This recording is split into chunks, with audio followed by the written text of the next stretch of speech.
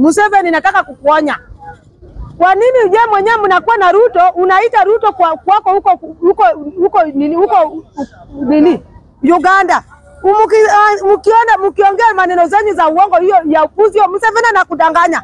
Wewe Samuel Ruto, sisi mwenyewe tumechoka na serikali ya Samuel Ruto. Hakuna kitu wewe mwenyewe utatuambia Museveni.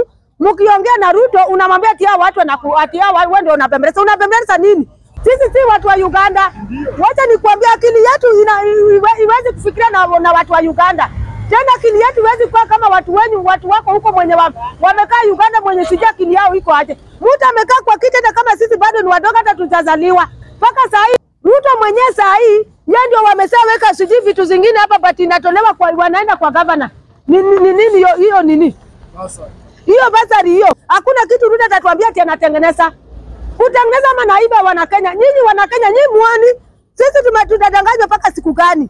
Ruto tafadhali, kama unakula kidogo acha kukula wana Kenya, wacha kutukulia sisi. Sisi tumechoka. Tumekuwa na Uhuru Muigai Kenyatta, tumekuwa na Moi, tumekuwa na Kibaki. Tumesema utamlishi na nuliwa wapi?